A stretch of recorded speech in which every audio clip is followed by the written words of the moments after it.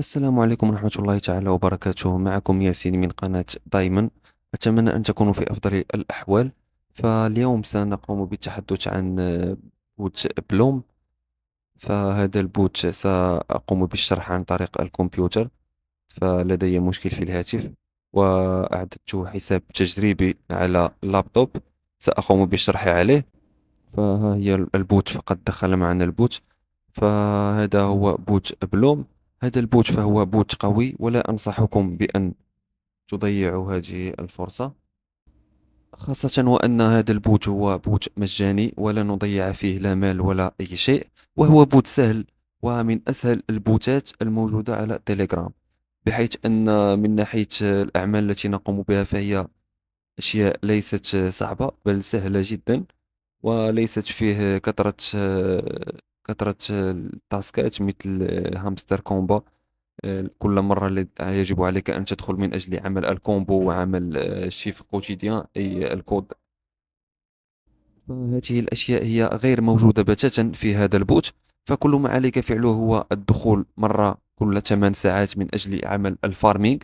تضغط على فارمينج فيبدأ بجمع العملة تلقائيا. فكل 8 ساعات عليك أن تدخل من أجل الضغط عليها، وتدعها وتدعها تشتغل لوحدها. وثاني شيء لدينا هو التاسك. تعمل التاسكات جميعها.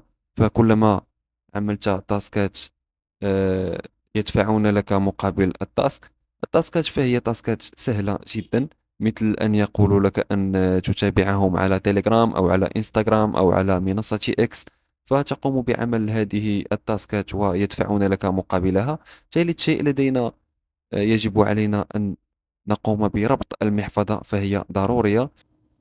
فمؤخرا هناك بعض المستخدمين قد لاحظوا أن محافظهم غير مربوطة بالبلوم. فعليك أن تتأكد من أنها لا زالت مربوطة. فثالث شيء لدينا أو رابع شيء لدينا من أجل الحصول على النقاط، وهي الفريندز أو الريفرنس.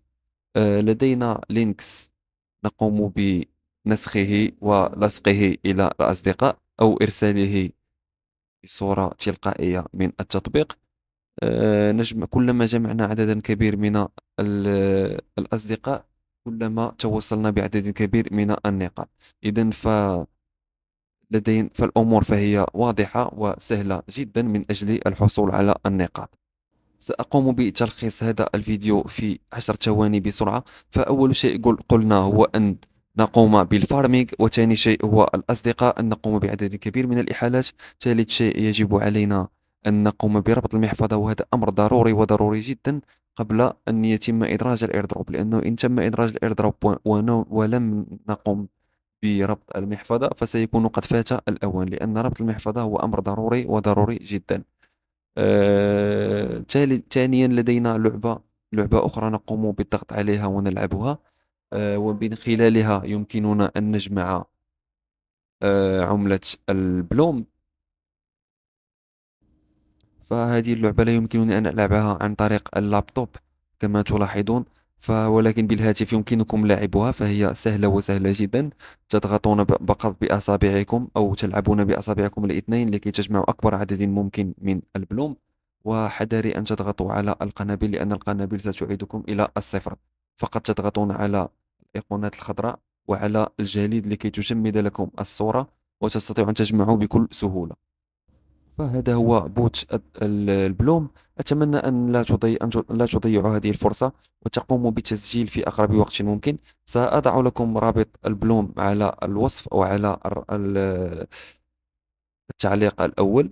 لا تضيعوا هذه الفرصة. كان معكم ياسين من قناة دايما.